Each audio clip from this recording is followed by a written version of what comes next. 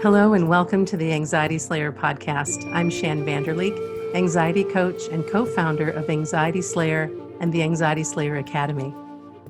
Today it's my pleasure to introduce you to Dr. John Demartini. Dr. Demartini is a human behavior specialist, international best-selling author, educator, founder of the Demartini Institute, and the author of 40 books that have been translated into 36 languages. He's been featured in films including The Secret. He's appeared on Larry King Live and regularly contributes to Oprah Magazine. And he's so much more than that. When I was reading his bio, I thought, what, like 3 sentences? I mean, this man has so much experience. He travels all around the world, helping so many, inspiring so many. Welcome to Anxiety Slayer, Dr. Demartini. Well, thank you for having me. Thank you. In today's fast-paced, hyper-connected society, there's an undeniable increase in people experiencing varying degrees of anxiety. We get loads of email from our listeners about how they are suffering from all types. And at the top of the list is health anxiety, followed by the fear of having an anxiety attack and social anxiety. I'd love for you to share your view about anxiety being a form of fear. So can I give you a scenario to kind of build out the formation of anxiety? Yes, please. Let's imagine that a mother and father are having an argument at home, and there's a little 1.5 to 2-year-old baby that's having to endure and listen to the screaming. And the baby then quickly crawls off or runs to its room, hides under a bed, puts its hands over its ears, closes its eyes, and just feels a bit shaken by the screaming match. This initial perception of pain without pleasure, loss without gain, negative without positive, in the child's perception is stored in the subconscious mind as an instinct to protect away from that response and an impulse to whatever that child perceives as its opposite, a peaceful, safe environment. Now, the next morning, after the yelling match, the father goes off to work.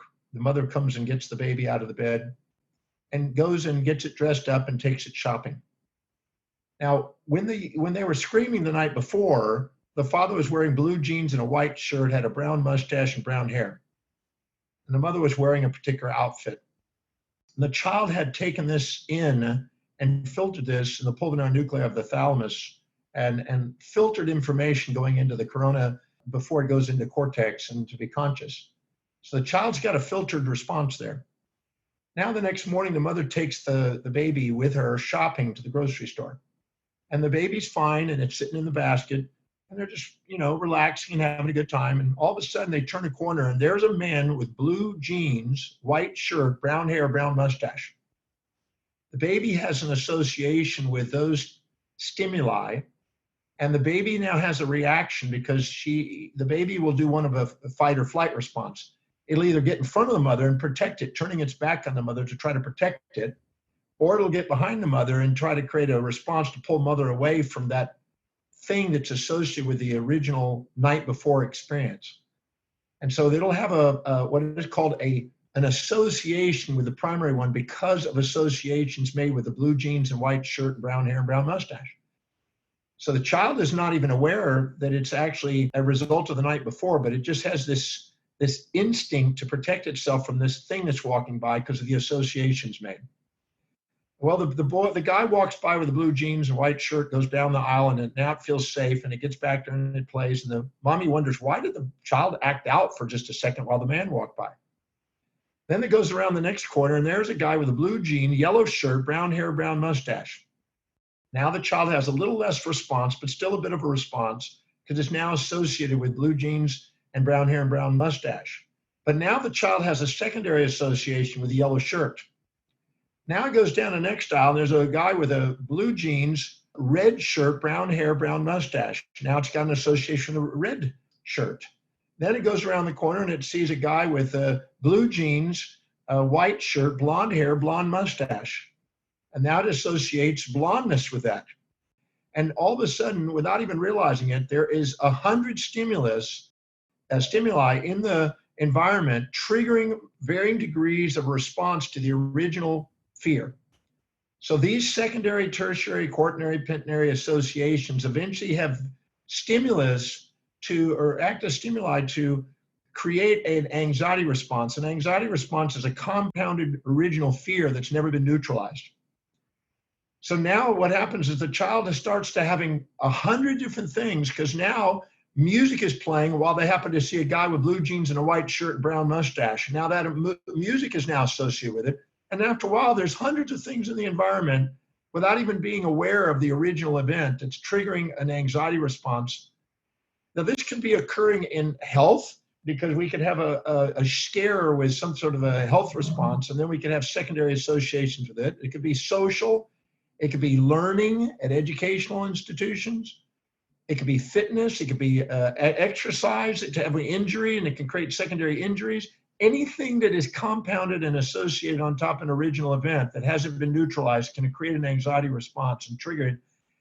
Now, if I go back and take that child to that original event and ask a certain set of questions and make the unconscious conscious of the opposite at that moment and neutralize and balance the perceptions, the cascading of the secondary tertiary events dissolve. It's quite amazing how it's done. So there's a way of literally going back to the original primary event and asking questions to make us fully conscious of the opposite sides. Let's say that you meet somebody that you're infatuated with. You're a single person or a married acting single, and you meet somebody and you're highly attracted to them, and you're kind of in a fantasy about them. And you're now conscious of the upsides, the things that are attractive, and you're unconscious of the downsides. And as a result of it, you stimulate dopamine, oxytocin, vasopressin, enkephalins, endorphins, serotonin, and estrogen. And you got an attractive response, an impulse towards. But now you're unconscious of the downsides. That's why you're vulnerable to that impulse. Or you meet somebody that you resent. You perceive consciously there's way more downsides because of previous experiences it's reminding you of, and there's no upsides.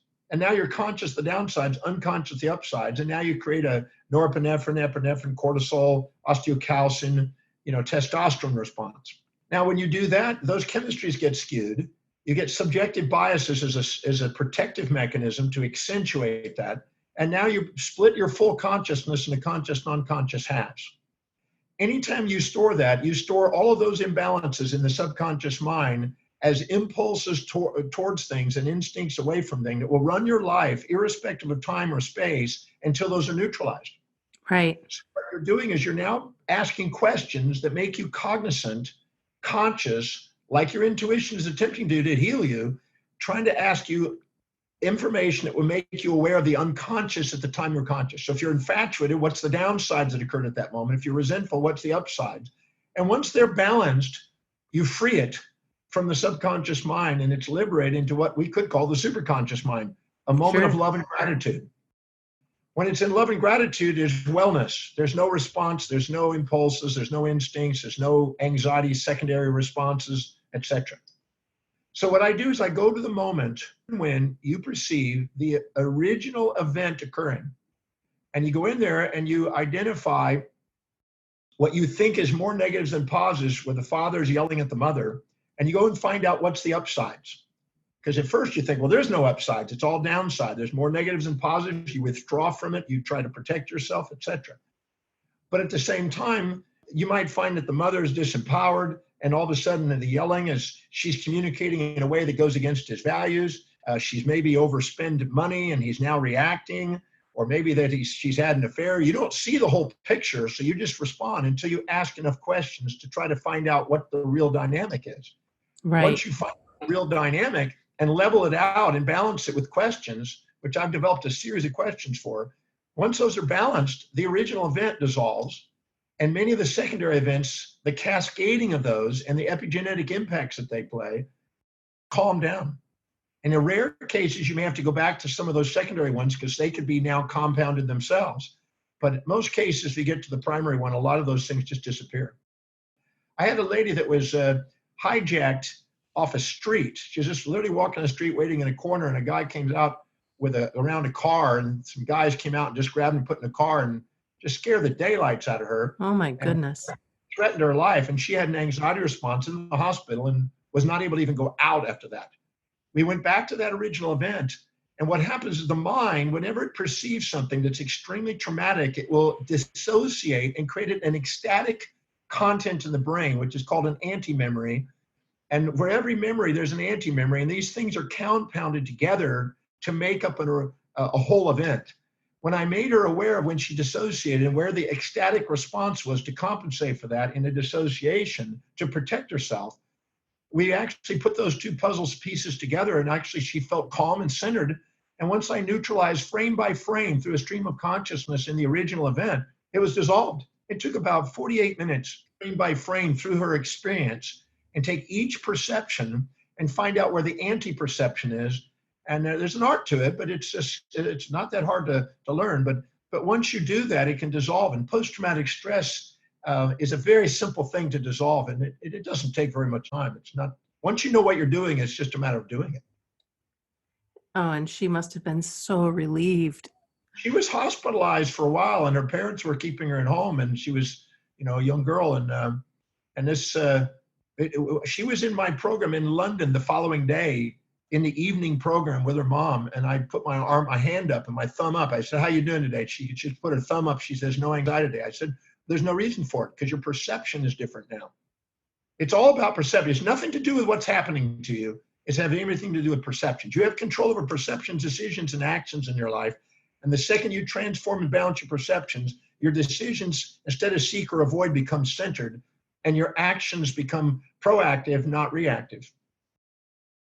These triggers, I mean, there's so many triggers of anxiety based on everything that you just shared, and having a better understanding. And as you said, challenging your perceptions helps you get to that core of suffering, helps you move beyond it. Well, you can run the story that you're a victim of history. You can become a master of destiny. It's all based on whether or not you want to give the outer world power over you, or do you want to change the outer world by changing perception of the outer world. Yeah. There's no reason why we have to have things. I say in my breakthrough experience program, which is my signature program where I teach people this, I explain to them that it's nothing your mortal body can experience that your mortal soul, which is a state of unconditional love acronym, can't love. There's nothing. This is what's possible. Yeah. And I tell people, it's nothing about what's happened to you, it's how you perceive it. And I've yet to see anything that can't be transformed into something you can be grateful for. I mean, as crazy as that may sound, it's true. Yeah.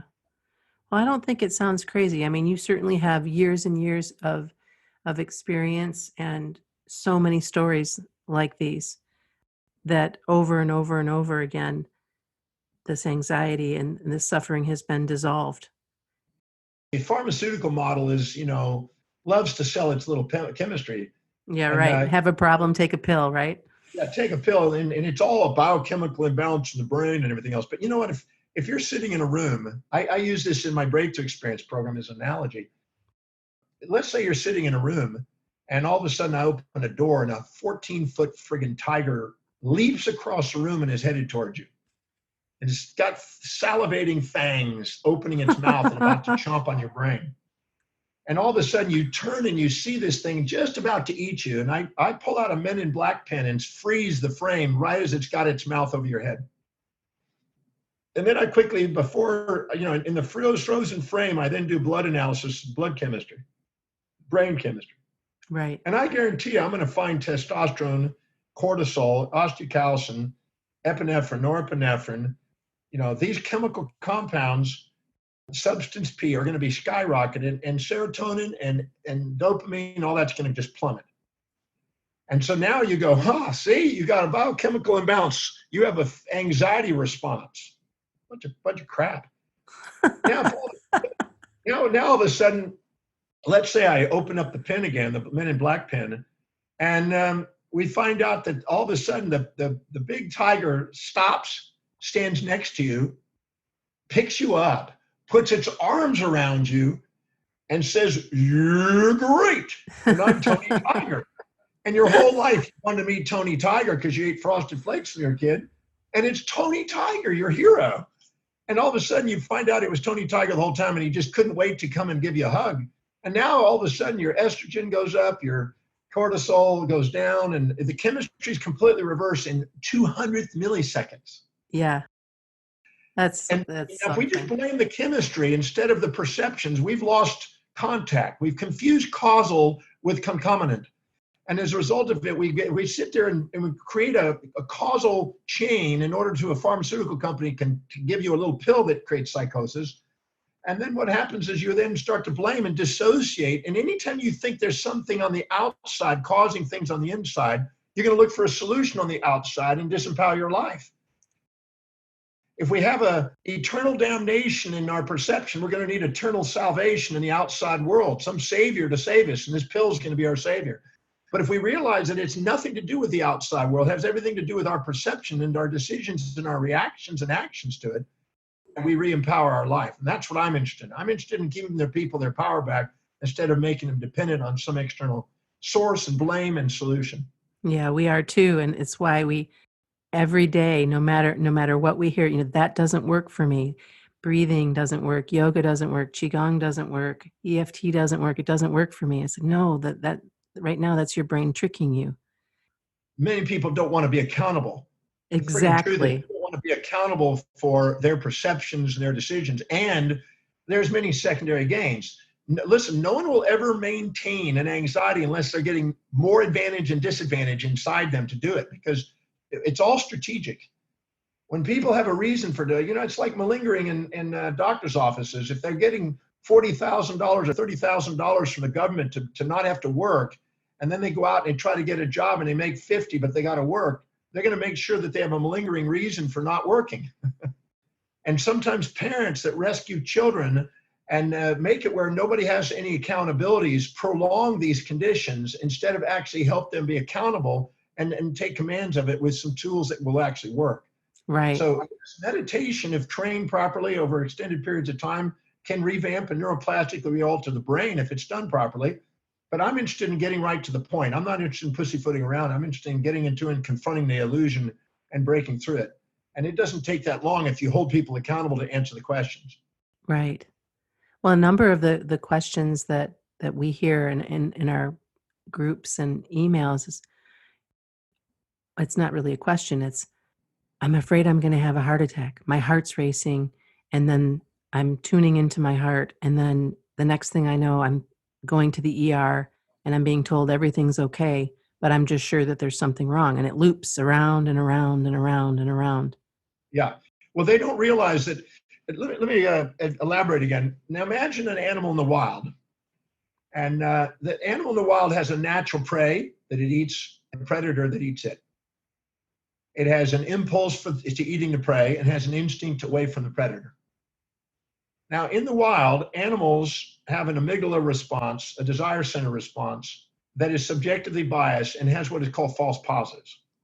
A false positive is to assume something's there when it's not, and a false negative is assuming something's not there when it is. And a false positive makes you survive, because if you assume that it's not there when it is, you get eaten. Right. And if you assume that it's not there when it is, you can't get the animal to eat. So you can't live on false negatives. You can only survive by false positives. And false positives are assume that it's there even if it's not, just to protect yourself, or assume that it's there and maybe you run after something that's not there, but at least you tried. So what happens is we have automatically, when we're not living by what is valuable to us, our highest values, and we're living by unfulfilling values in our life, our amygdala comes online and we tend to false positive our perceptions. When we do, we tend to accentuate them as a survival mechanism into extremes. We can see predator as infinitely scary and have a false negative on the prey, or we can have it the other way around. We can have an infinite positive on the prey and no predator. And these subjective biases skew things and accentuate and dramatize the emotions, and we can get those compounded over time. And it's these responses that lead people right into the hospital with thinking that they're having a heart attack. Right. It's a response that it's easily corrected by asking the right questions and holding people accountable. If you don't govern yourself, the world around you have to govern you. And medication and psychiatry and all these things are outside governing systems instead of inside governings. And there's a way of actually, when people fill their day with high priority actions that inspire them, the blood glucose oxygen goes into the executive center of the brain, where they have more objectivity and more balanced view. They're less likely they have self-governance governing the amygdala response, and it calms it down and it gives them a centered state. So if people fill their day with high priority actions that inspire them instead of low priority distractions that don't, they have a high probability of being able to have governance over themselves and stop the anxiety response. But if they don't, and they're not fulfilling their life doing inspiring things, and they're not able to say no to external, opportunists and people around and projecting their values onto them, and they sit there in an unfulfilled life, they're more vulnerable, and they compound this accentuated secondary and tertiary responses. So it's so important to fill our day with high priority actions that are meaningful to help us in this process, and then ask the right questions, which our intuition's trying to do to neutralize the original events that we identify that we had a phobia associated with. In today's day and age, with all of the screen time, it's such a distraction, whether it's the phone in your hand or the computer in front of you, or if you have the television on, or people letting in the news and negative vibes and violence, and all this stuff is just coming at you, right? Yeah, but wait a minute now. Let's just address that, because I had an interview yesterday about this, and somebody was really charged about social media and saying it's screwing people up. And I said, no. Social media, television, everything else has nothing to do with it. It's your use of it that does everything. Exactly. Too much use of it. Too much. Your use of it. It's not the TV. I mean, I go on television and I serve millions of people by doing that. I don't. Exactly. The TV's not the problem. Social media is not the issue. It's you comparing yourself to people that are accentuating their fantasies on media. It's you sitting there dwelling on low priority stuff by distractions of media. I don't sit there and do all that. I don't even carry a cell phone, believe it or not, as weird as that may sound. Some of the most high profile people doing so much great work in the world do not carry cell phones. I'd sit there and I ask myself, what is the highest priority action I can do today to make the greatest difference on the planet with the resources I have today? And I stick to priority. And I can't say that sitting down and dwelling on social media issues and getting engaged in drama and stuff like that is by any means interesting to me. No. I don't waste my time on that. I'm sitting there writing articles that educate people. I'm trying to study and research. I'm trying to do consulting to help people. I fill my day with things that are deeply meaningful and priority, like being on this show where we can make a difference. I would much rather do that than sit there and focus and dwell on drama. And that's the thing with all of the distraction, with all of the drama, with all of this low level energy stuff, and that we have to do better letting that stuff go and figuring out what it is that we're passionate about. But the thing is if we don't find out what our highest value is, on my website, drdemartini.com, I have a value determination process to help you look at what's priority in your life.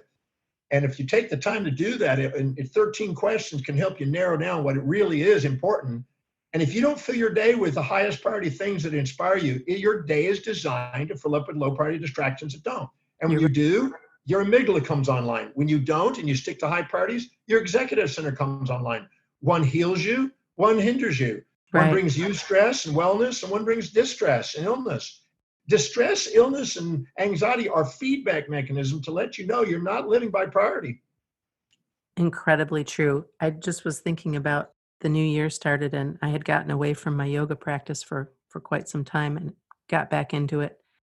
And today I was in the midst of my practice and just so incredibly grateful to give myself this gift again, to just be in that moment and be like, yes, this is what I was missing. This was good for you. Yoga asanas and mudras, if done with some sort of rhythm and consistency, yoga means union of opposites. It helps you synthesize the pairs of opposites in your mind. So it helps heal. It's beautiful. I'm grateful to be practicing again. And I know that a number of our listeners have started to move, whether it's through Qigong or yoga, or even just getting out and moving, getting away from these low level activities and getting out and enjoying the great and crushing beauty of this world. Well, if you, like I say, fill your day with things that are deeply meaningful, it doesn't fill up with things that don't. I had a person that was living with an anxiety for many, many years, and we nipped it. It took about an hour and a half to do it. And beforehand, he said, the only time I could ever get out of my anxiety is if I focused on doing something that served other people, and I was completely engaged in focusing and serving them. I said, well, you learned about the priorities in life. If we're not making a difference in other people's lives, we're not going to have fulfillment in our own. That's part of our nature. We have a sensory cortex and a motor cortex. The sensory is for rewards, but the motor is for service. And we're designed to have both of those. If we have serve people and contribute to other people's lives with a state of sustainable equanimity and equity, we have the greatest potential for healing and well-being, and we're not likely to be sitting there focusing on our issues. Tell me again about the questions and where our listeners can. Well, the question of the Demartini value assessment is 13 questions, and it's there to determine what you value most in life so you can start prioritizing your life.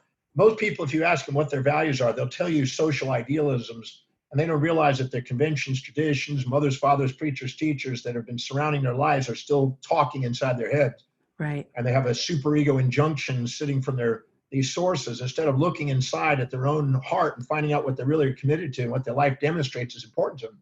So what I did is I filtered through all that and made some questions to try to get you objective about what's priority to you.